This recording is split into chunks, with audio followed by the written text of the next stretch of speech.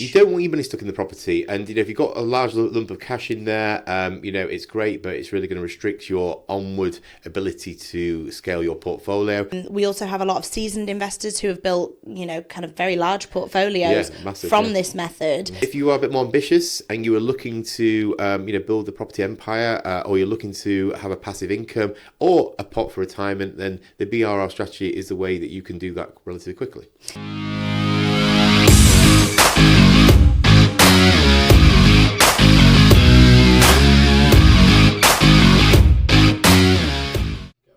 Hello everyone and welcome back to Invest in Success. I am here today with my co-host Jonny. How are we doing today, Jonny? Yes, I'm very well, thank you. Well, I say very well. It is a very busy time of year. It is. Yeah, we are currently filming and it is a week before Christmas shutdown.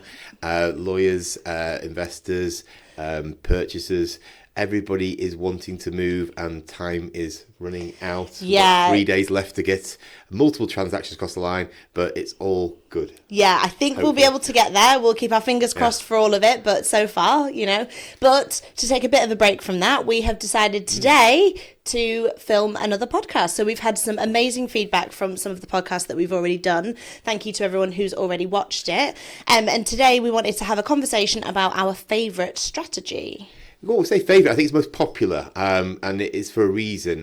Today we're going to talk about the BRRR strategy, the BRRRR strategy, which is buy, refurbish, rent, refinance. Or you can actually add an extra R on there, buy, rent, the refurbish, rent, refinance, and repeat. Yes. Because it is all about repeating. It's all about recycling your money, Jessica. And this is what a lot of our investors are trying to do, because it is the way that you can build a portfolio without leaving a lot of money in a deal. And that is key to the success of the BRRR strategy. It is. So before we kind of keep using any more acronyms, let's have a bit of a conversation about what actually is the BRRR method. So good question, Jess. How does it work? Well, it is a buy-to-let strategy, okay, but it's with a little twist. It's really about buying a property which is untenanted at the beginning, with a view to making it into a tenanted property, but also adding value to that property. So usually it works with property that need a little bit of tidying up.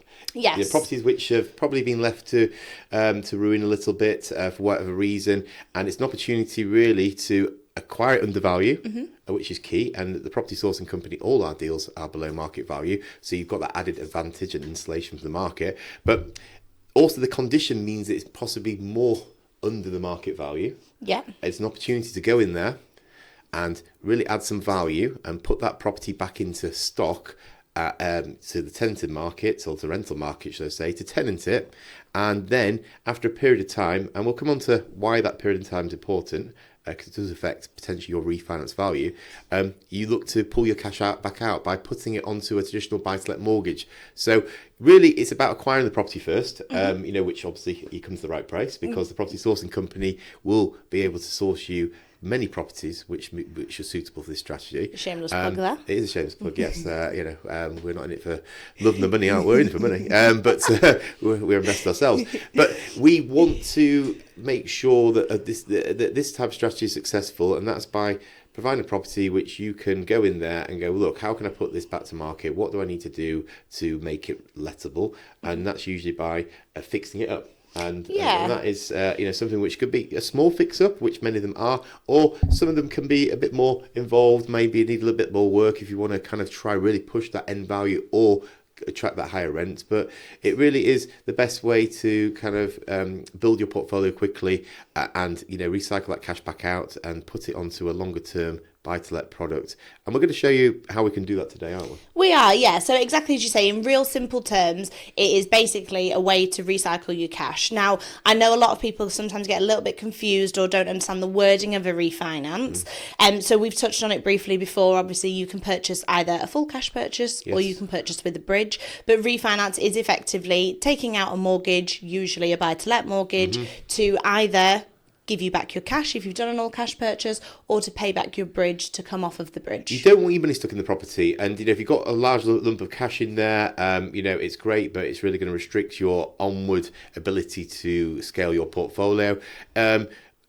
Also, likewise, if you've used a bridge, which is usually a short-term but more expensive way of funding, which we do recommend. It's a means to an end, really. It is a means to an end. It's a quick way of acquiring a property, and the money is there very quickly. We're not talking about a 2 to 3 month kind of wait. Sometimes traditional buy-to-let mortgages can take. Really, these bridges can be done in 7 to 10 days, can act quickly and within our vendors' timescale, which is important. That's why generally they are selling below market value, because they want a quick sale completion. So getting off or getting out your money and then putting that back into your pot to then hopefully come back to us, and we'll find you another buy-to-let investment to recycle your cash again. Yeah, so that is key. So yeah, getting off the finance or getting your money back out is key. That's what we mean by refinance. Yeah, so I would say that, I don't know, 50-50 or even maybe 60-40 of our investors that we speak to on a daily basis that we do deals with probably do this strategy. It's a mix, really. So we get some new investors who are keen to receive an income, want to recycle their cash, just want to kind of get the ball rolling with property. It's quite a traditional method, so they will often go for it. But then we also have a lot of seasoned investors who have built, kind of very large portfolios from this method. So we have said that we will deep dive. So let's have a look. We do have a property to look at from one of our investors today. Yeah, we do. I just want to reiterate on that point there. It is, like I said, it is quite out there, the BRRR model. It is a lot of education.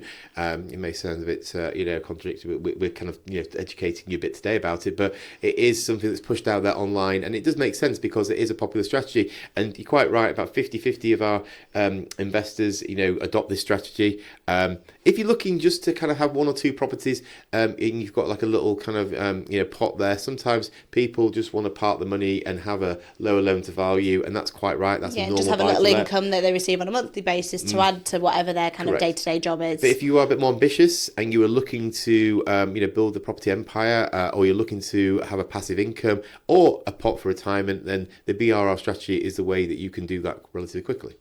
Yeah, so let's have a look at one of the deals, or the deal that we've picked today. So just to give a bit of an overview, now for anyone that is not watching us on YouTube and is listening via audio, I'll just give a bit more of an explanation. But we are looking at a property that is the buy, refurbish, rent, refinance model.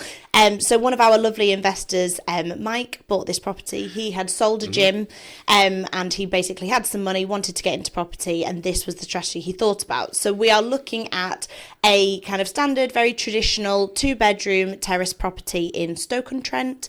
It's, kind of a very normal on-the-street terrace property. This is bread and butter. It is bread and butter. Us. We get the majority of our deals look very similar to this, and this is kind of what really kind of propels us forward as being a leading supplier of BRRR type deals. It is a typical 2-bed terrace, probably 2 up, 2 down, in Stoke-on-Trent, which is a popular area of ours, and it's a sought after area. These properties are very sought after for rental, so it's a really safe bet, Jess, for starting out potentially. Because you're thinking about who's on the other end, aren't you? So with this property, you can get people that are upsizing, people that are downsizing. You might get young professionals that are looking to share a property, a couple with a first child, a young professional couple. There's so many people that can live in this type of property. Usually they're in urban areas with lots of kind of industry and jobs, and it's a kind of popular hospitals thing, close by, universities, etc. Exactly. People just moved out of home or whatever, they want to rent somewhere, and this is what it is. But we need to kind of get this property, or that our customer wants to get this property and add some value to it and get his money back out, and we're going to show you exactly kind of how we did that. So we'll go on to the financials, shall we? So high level figures on it before we kind of look at the individuals of the financials. So the market value on this property was about £85,000. The purchase price at the time was £64,000, and we were looking at a rental yield of about 10.3% based on the rental potential of £550 per calendar month. So we always peg any of our deals, and also part of your research, you should be pegging the value against what comparables are in the market. And by that, I mean what houses are similar style, similar bedrooms, similar square foot size in the locality, in a quarter mile, no further than a half mile really, because you really can go from kind of area a lot to can area. Change in half a mile. Trust me, you can. But if you have to, you can go out there. But a quarter mile radius, looking for similar properties, look similar, or if not, justifiably different, but you can see them winding the value back a bit, that yours is either lesser or better than that property that you're showing. But there's 4 here in the locality, Jess, which we thought was justifying there or the value. thereabouts, yeah. And like you say, in an urban or a more central area, you shouldn't really need to go further than a quarter mile, especially for a terrace property of this style. So we're looking at 4 properties. We've got a 3-bedroom terrace, which is set very similarly to the one that our investor bought. We've also got 3 others, which are 2-bed terrace properties, all very similar, all there or thereabouts in the market value of about 80,000 to 100,000, depending on condition. Now, it's really important, and it's something we have to remind investors every day, especially kind of new, but also a lot of the seasoned investors.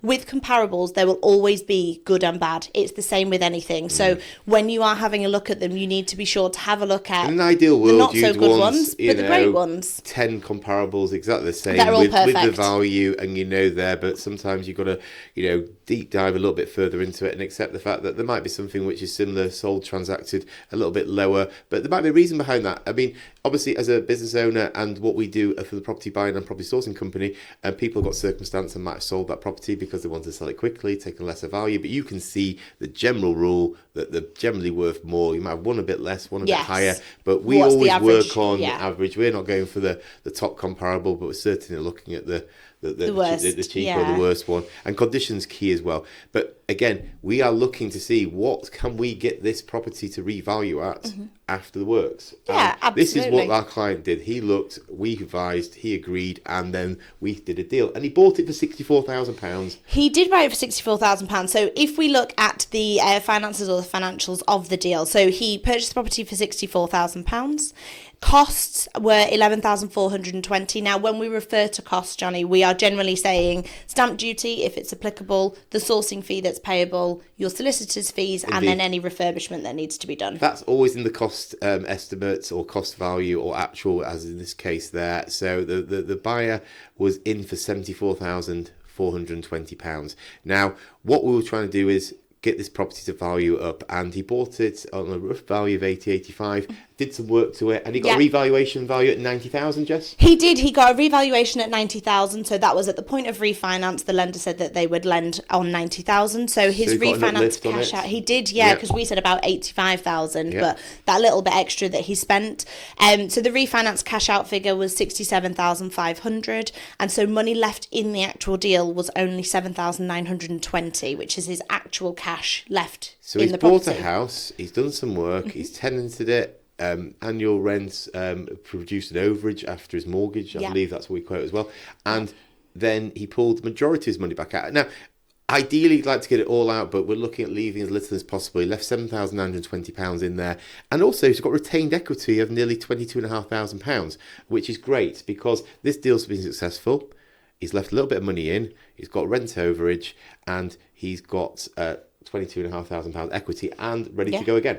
Absolutely. And like you say, you want to be able to pull all of your money out if you can, but with a property like this, as property prices go up, despite what some people might think, they do go up over the course of time, he'll be able to refinance the property again in a year, 2, 3 years, and then be able to pull even more money out. But if he just bought that 64,000, he would have probably had to put 25% deposit in, which would mean it would have a lower loan to value because the value still would have been there, but plus his costs. Plus his costs, and it's that money will be left in. Yes, you're benefiting from probably a low mortgage payment, but your money's stuck in that property, whereas we recycle this back out and he's ready to go again. So it's down to kind of what you want to do. Like I said, if you wanted 1 or 2 properties, maybe leave the money in. If you wanted to try get to 10, 20, 100, you need to start pulling your money back out, and that's where the you want to leave in as little as possible, don't you? The way to do it. So successful, happy. Customer. Very happy customer.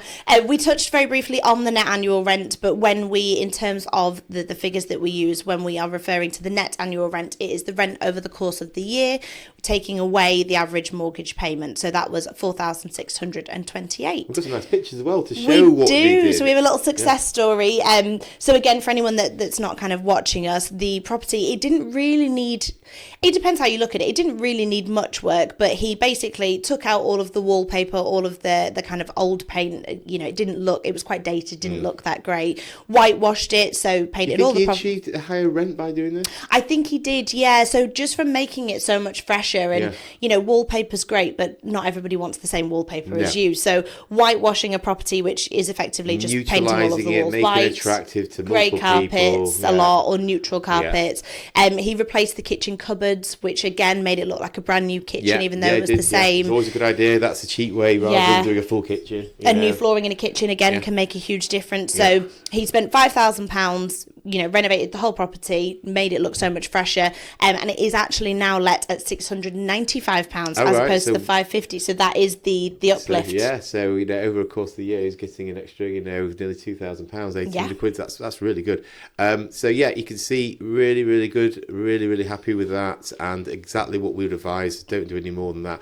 But it's now important to look at why and how you make this strategy work, because like anything, you have to be prepared. You need to know what you're doing. We're here to advise. We can give you some hints, tips, and that's what we're going to do now, actually. But it's about, if you don't follow these steps, it could go wrong. There is some risks and challenges, but we're going to talk about the risks and how to mitigate them. So first of all is overestimating the after refurb value.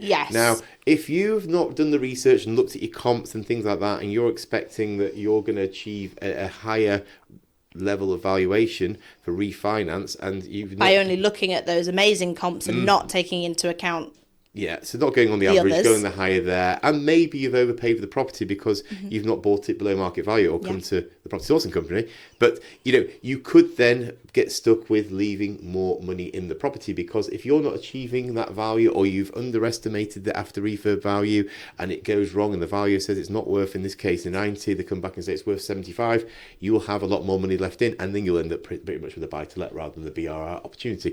So you want to have a look, don't you? You want to be conservative. You want to get a few different independent valuations. Speak to a few local estate agents. What will this get if I do a bit of work, and they'll give you a bit of an idea. So have a look at the data that's on the market. Take into account the local estate agents, but also what can you see from kind of Rightmove, from Zoopla on the market. Get AVM's that's an automated valuation method which the banks use, and that'll give you a good idea. And you can argue and justify it, if you've got some evidence, but really do that.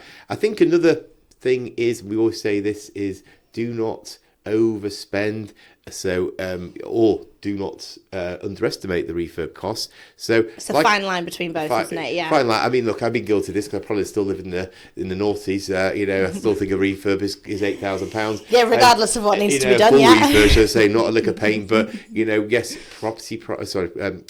contractor prices and materials and things have gone up, especially over the last 5 years. Yeah. So location dependent. The lick of paint of carpets, which you might have thought was £1,500 a few years ago, is probably more likely to be £4,500, with the cost there. So I think that you need to make sure that you get some quotes, look at the prices, speak to a couple of builders, and try price it up before you go in, because that could also result in more money left in the property. We want as much money out there. So get multiple quotes, have a bit of a contingency, just have a bit of a backup plan.